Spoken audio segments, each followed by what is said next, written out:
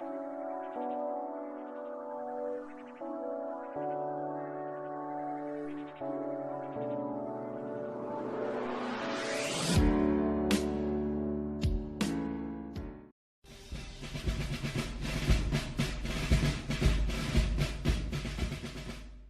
what's shaking, Warfighter Nation? Ron here with Warfighter Ranch and Isaiah 6:8.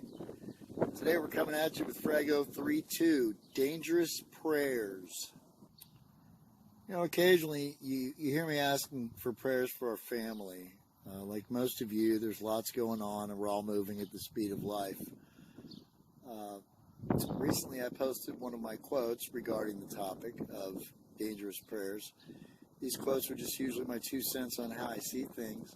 But more importantly, they're seeds that I feel like I've been divinely commissioned to plant.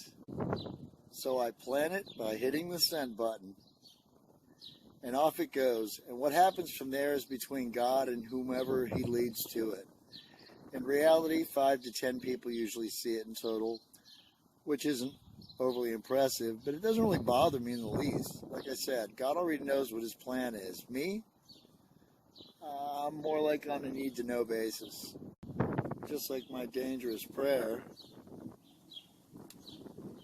these quotes are usually simply words that I've strung together in such a way as to present a dialed-in perspective through my particular lens. And ever since I opened up my eyes, the view has been so much better. Don't think I don't see the underlying significance. This is FRAGO 32.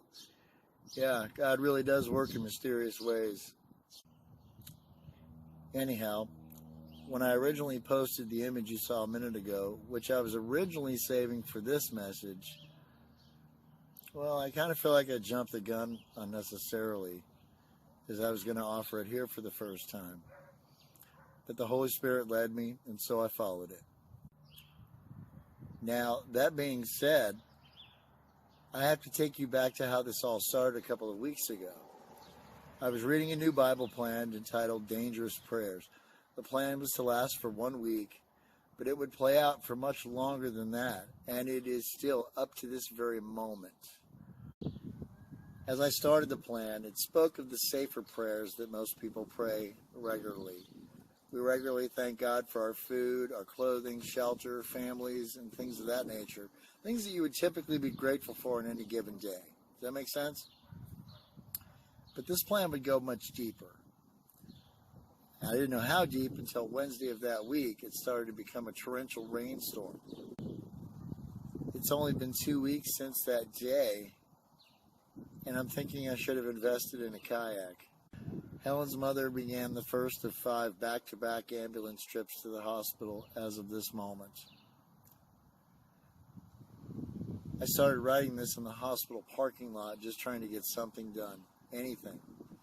Anything that didn't have to do with dementia. Time has literally stopped at this point for us. With Abby graduating and making very adult decisions, Austin deploying, Gary in South Korea, Kevin in Washington, Bailey in Tennessee, more basketball,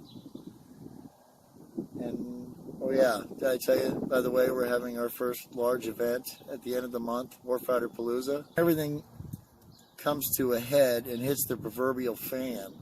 That's where we seem to feel the weakest. And it's in those moments I've learned to lean in hard. Pray hard and pray it forward. Next mission time now. It might sound like complaining, but I know better than that, as I know my audience here, and I know there's always somebody worse off.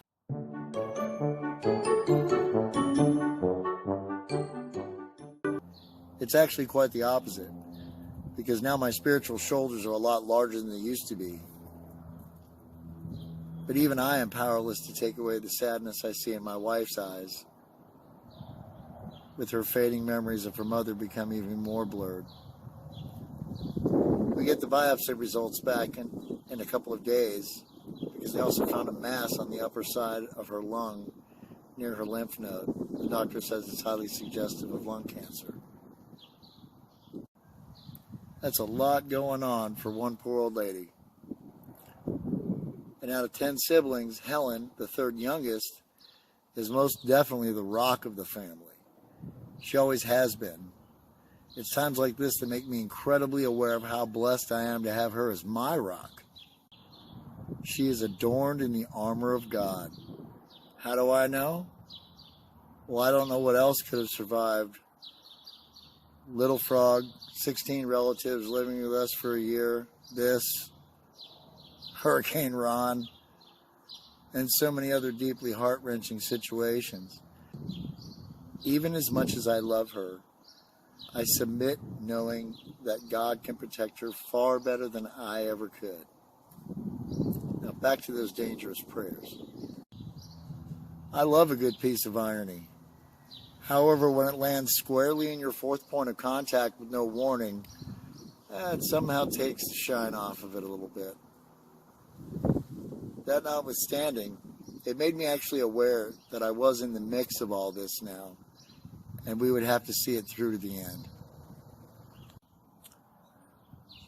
Helen and I are going through a lot right now, and although our thoughts and prayers are scattered out like a claymore, I've remained true to the plan, to his plan. And no matter what happens with Helen's mother or any one of our many children, we're remaining steadfast in our faith during what seems like a season where the current is definitely coming headlong towards us.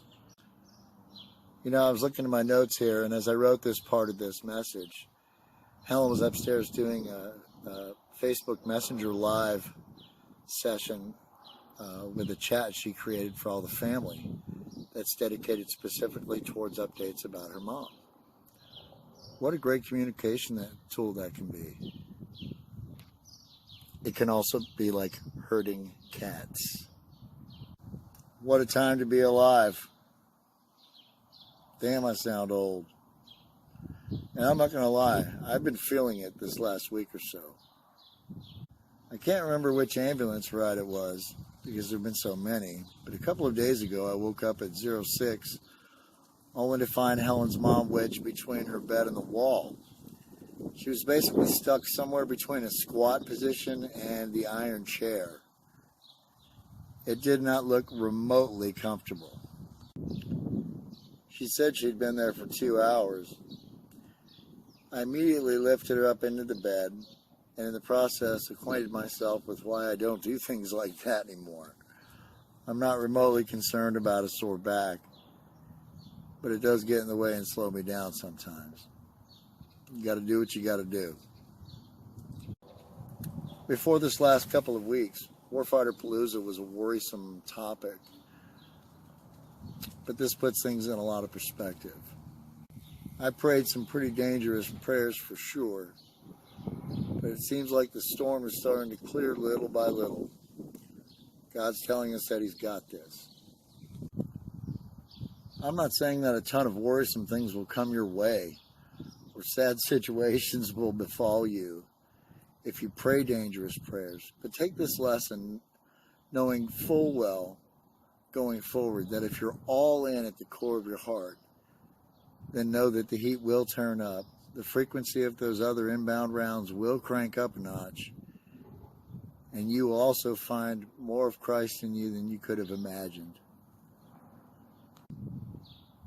So what dangerous prayer did I pray so hard? After all that,